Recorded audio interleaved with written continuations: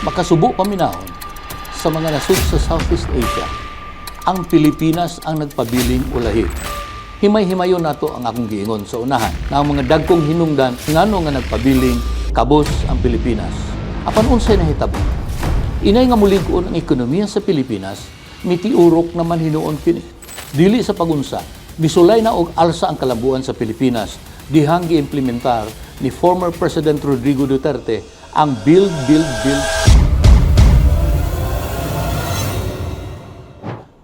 Higala, kumusta? Makasubo paminahon sa mga nasud sa Southeast Asia, ang Pilipinas ang nagpabiling ulahi. Nga gani karong bago, ang nasud sa Laos ug Cambodia nagihulagway nga kabus nga mga nasud. Mas daghan pa nga misulod nga mga foreign investments kung kapital gikan sa ubang nasud.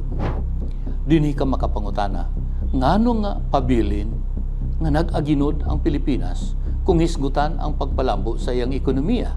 Dili sa pagunsa, misulay na og alsa ang kalambuan sa Pilipinas dihang giimplementar ni former President Rodrigo Duterte ang Build strategy nga gilauman nga mopa-improve sa atong infrastruktura ug mo konektar sa mga probinsya aron moingganyo og mga mamuhunan kon investors. Kung imong tugkaron, ang padayong pagkaylap sa kapobrehon sa Pilipinas bisan wala pa ang energy crisis karon, nag-aginod na kitang daan. Nahitabo dili lamang sa usa ka hinungdan apan sa pila ka mga hinungdan nga matawag nato nga perfect storm nga garantisadong mopalukapa og usa ka nasod. Mga nag-unang hinungdan mao ang systemic corruption, mga nakapakamang sa ekonomiya ug napakya sa paghimog bag-ong mga trabaho. Ang dili maayo nga kalidad sa kinabuhi ug ang atong paghatag og prioridad sa interes sa mga langyaw, inay nga unahon nato ang nasudnong interes. Himay-himayon nato ang akong giingon sa unahan na ang mga dagkong hinungdan ngano nga nagpabiling kabos ang Pilipinas. Iplastar nato nga sa 1960s, ikaduha kita sa pinakamalambuon nga nasud sa Asia. Gani gihimo pa kitang modelo sa South Korea sa pagpabarog sa ilang kalambuan, ug ang nasud sa Vietnam bag-o lang nahuman ang giyera sa tuig 1975. Nining higayon na ang Pilipinas gikaibgan sa ubang mga nasud sa Asia. Ilabi na dihang giablihan ang light rail transport kon LRT nga mo'y simbolo sa moderno nga Pilipinas. Apan unsay nahitabo? Inay nga mulig-on ang ekonomiya sa Pilipinas, mitiurok naman hinuon kini. Dakong hinungdan mao ang sistematikong korupsyon mismo sa kagamanan ug ang kontrol sa ekonomiya sa mga elite kun mga dagkong negosyante sa Pilipinas. Nakahinumdum ako nga gipanghambog nato ang Paper Industries Corporation of the Philippines kon PICOP nga kaniadto pinakadako ug pinakamoderno nga paper mill sa tibuok Asia. Gitukod kini una sa mga adunahang mga kompanya sa 1952 o gihinganlan og Bislig Industries Incorporated, usa ka laging company. Gusto sa mga negosyante nga tungod sa kadako sa ilang laging concession niadtong 1963 nakahukom sila nga magtukod og paper mill. Dinhi giusab ang ngalan ngadto sa PICOP. Ang stratehiya, mangutang sila sa gawas sa nasud alang sa ekspansyon. Okay lang unta. Apan ang utang nga ila di ay nga himuon, ang mo garantiya mao ang gobyerno sa Pilipinas. Nakumbinser nila si former President Marcos nga mosugot tungod kay ang mga mihangyo kaniya iyahang mga cronies. Wa po ta masayo dun sa agreement nila ni adto. Way nahibalo pila gyud ang original nga utang sa PICOP.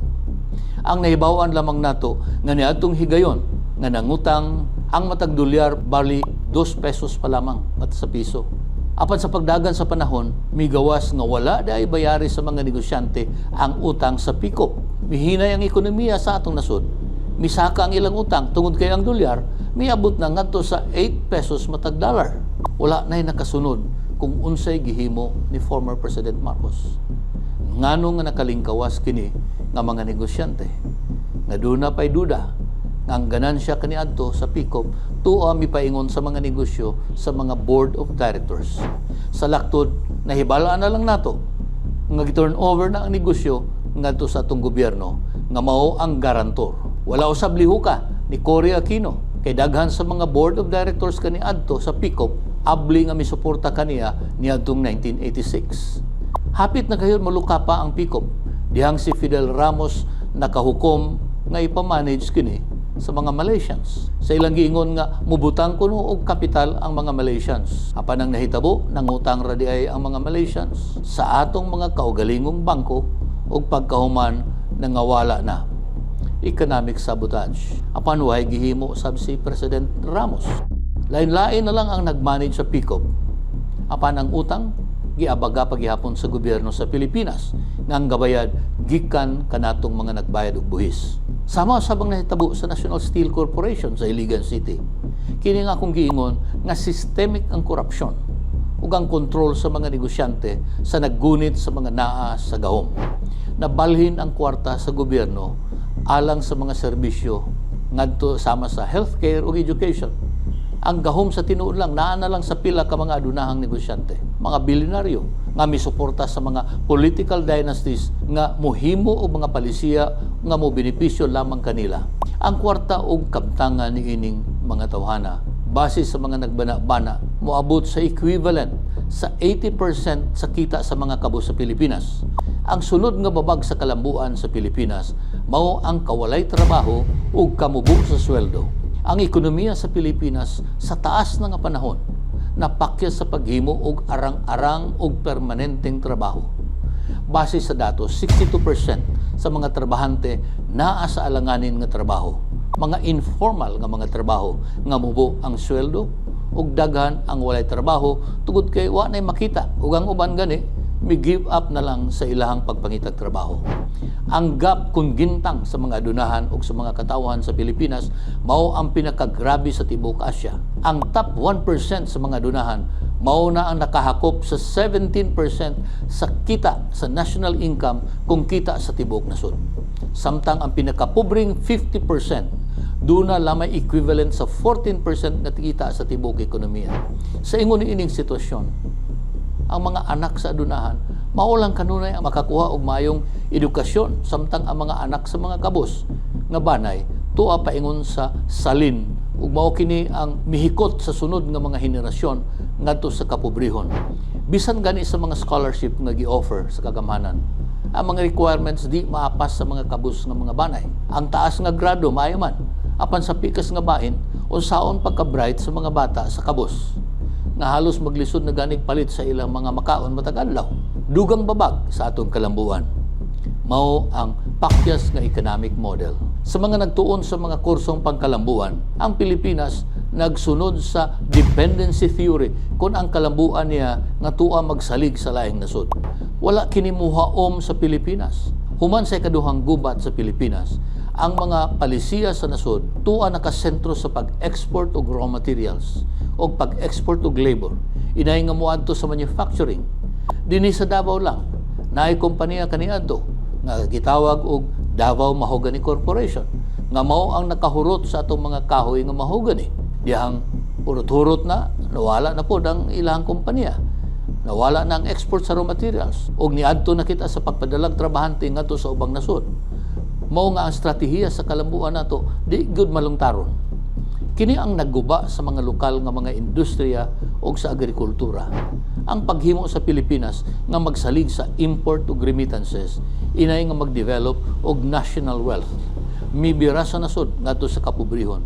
Gawa sa akong mga nahisgutan, pakyas ang implementasyon sa mga polisiya.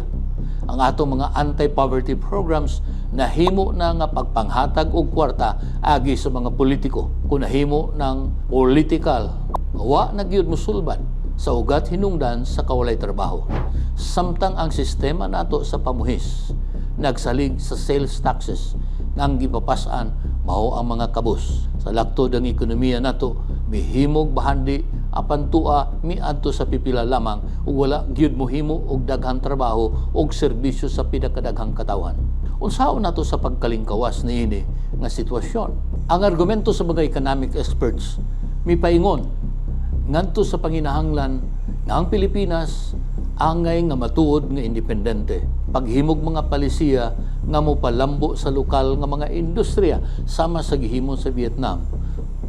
Ug tinuod akong usbon, tinuod ang angayng pagbungkag sa systemic corruption sa atong kagamanan. Mao kini ang akong baruganan. Kung nakaangay kamo sa atong gihisgutan karon, Muhangyo ako kaninyo sa pag-like, follow o pag-subscribe. Daghang salamat.